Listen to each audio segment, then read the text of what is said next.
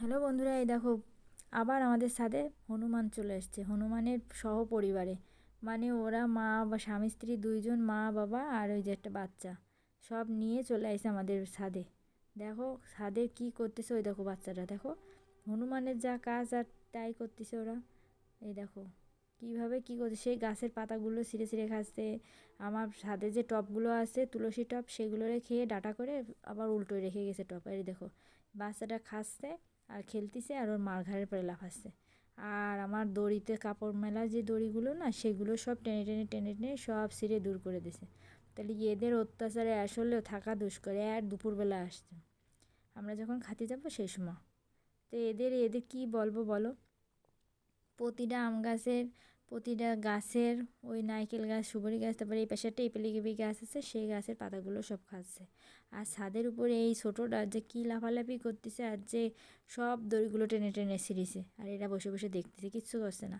আবার একে অপরের ওদের কী করে জানো, ওদের গার যে উকুন আছে ওই উকুন বাসে, বসে বসে উকুন বাসে, আর ওরা মারে আর খায়। কী যন্ত্রণা যে করতেছে। আর কেউ যদি কিছু বলে তাহলে তো তারা দাঁত সিটকি মেরে এরকম ভয় দেয়। তো কীরকম যে লাগে, এদের একটু ভয় নেই। এদিকে নিচেও কুকুরেরা ডাকাডাকি করতেছে ওদের দেখে।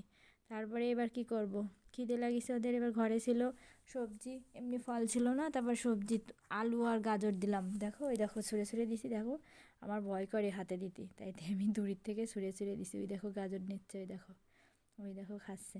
সে আলুটা খেয়ে নিল, এবার গাজরগুলো খাচ্ছে। খাওয়ার পরে এবার কি করবে, এবার ওরে দেখতেছে, ওরে দেখতেছে, এবার এরটাও খাবে, ওরটাও খাচ্ছে না, যার যারে তারে দিতে হবে, একটা দিলে হবে না। ওই দেখো দড়ি ধরে টেনে ছুঁড়ে পড়ে গেল। তাই তো হনুমানের বান্দরের যা কাজ, কাজই আছে উল্টো বলে, কোনো জায়গায় বসতেছে থির হয়ে, পাশে বান্দরের হার বললে এই জন্যই সারা জায়গায় দৌড়ে বেড়াচ্ছে শুধু। তারপরে এই দেখো এবার এখান থেকে এবারে মেটি আলুর ফল একটা পাইছে, সেটা খাবে। আর দেখো এবার চলে যাচ্ছে, এবার ওর মার পিছন পিছন যাবে, ওই কোনায় বসে বসে ইপিলিপির পাতা খাবে। ওই দেখো, ওই দেখো ইপিলিপির পাতাগুলো ছিঁড়ে ছিঁড়ে ফলগুলো খাচ্ছে। তারপরে এবার এই দেখো ওই যে মাটিয়ালের ফল পাইছে একটা, ওই যে সেটাও খাচ্ছে। মানে এরা যে কী খাবে, ওদের খাওয়ার কিছু নেই, তো এই জন্য খাওয়ার জন্য এরকম করে। তারপরে ভাবলাম ওদের কয়টা ভাত দিই, আসলে ওরা তো মাছ মাংস খায় না, নিরামিষ। তারপর নিরামিষ ভাত দিলাম, ওই দেখো খাচ্ছে। ঠিক আছে, ওই বাচ্চাটারে নিয়ে খাচ্ছে। এবার কুকুরে না ডাক দিছে ভয়তে, এইবার সে ওর বাচ্চারে বুকের মধ্যে নিয়ে চলে যাচ্ছে। দেখো ওই দেখো ভয় পাইছে, ভয় পাইছে, কুকুরে ডাক দিছে। তারপরে এবার বাচ্চারে বুকে নিয়ে সে চলে গেল। অর্ধেক কটা ভাত খাইছে আর অর্ধেক খায়নি।